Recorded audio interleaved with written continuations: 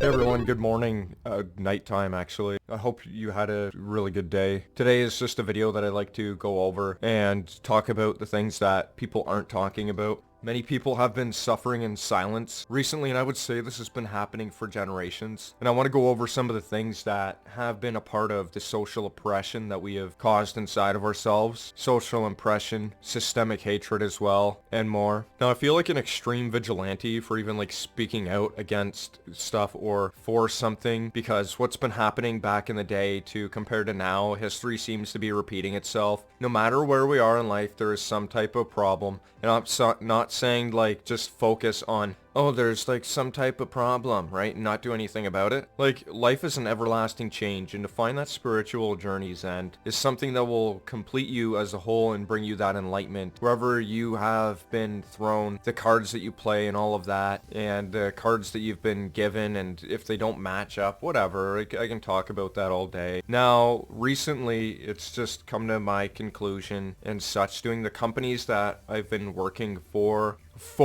right? They never want to work with you. They don't want to have you as like, oh, this person's not allowed to have a voice. Like, I'm not saying that you can tell everyone what to do, but if you've done pretty much like the same thing, and then you go into that company, or if it was like, or if you were doing the same thing and then you just went to another company because the other company moved away and you didn't go with them because maybe you were doing something else and then you started up with another one. And for an example, I started a new work career, and it was really like, I wouldn't really call it like the thing that I love most, but it was an idea to get out there that, hey, my friend invited me, said, look, it would be cool to have an interview and all that, and to maybe you'd be dropping on board sometime, but to be paid for your time, to be treated like garbage, to be sworn at, cursed at, humiliated, demoralized throughout the process, that's like something that is extremely hurtful inside of you, because now you have to live with the fact that you're never going to be able to have a voice. And this is the problem with inside of the corporation industries that we have to deal with on a daily basis. And other than my dog doing its little licking thing in the corner, I think I'm having a pretty good day. She has like a big cone on, there's like licking it. I wish I could show everyone, but it would like turn my camera all out of whack. I know everyone would love to see it. I'm a little bit annoyed, to be honest, but I gotta deal with it.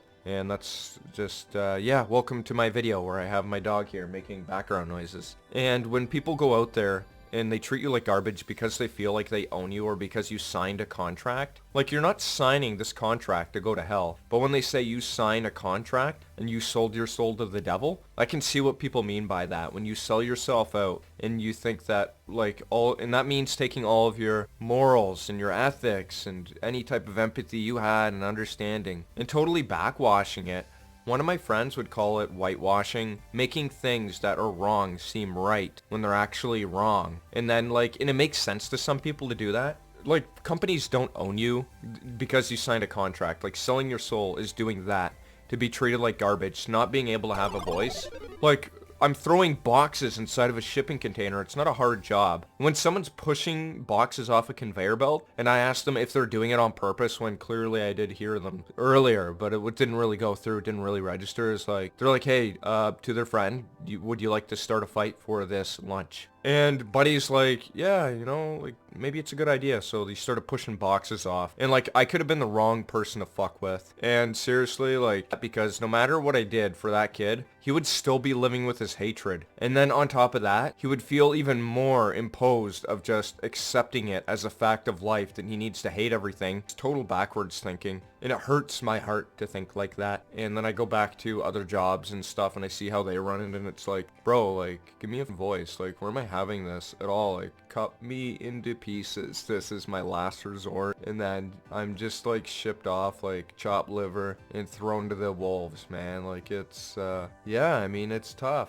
It's tough sometimes. And for people to go around saying that loneliness is not something that most people talk about is like, it's the truth, right? And I'm speaking it, and I like that. A lot of people get killed for speaking the truth, and honestly, I don't give a crap. Like, I will die for what I think is right. I've like told people that, like, I don't care if I lose this job. And it's not like in a bad way. It's like, I don't care what people think. When you say these things, It makes sense that you're allowed to feel that way. You're not allowed to say, like, and it's not like you don't care about people. It's like you don't care about the negativity. You don't care about that. But you understand that there are things that you take in anyways as a human that's empathetic. But the thing is, when you hide stuff, you don't let it out and you just like bottle it up. It becomes like an explosive type of disaster just waiting to erupt inside of you for you to go out and then be called the next school shooter. We wonder why we have so many problems. It's because we're not solving our own issues inside of us. We've done bad things to people. We do it indirectly as well sometimes, and we don't necessarily mean to. And, you know, none of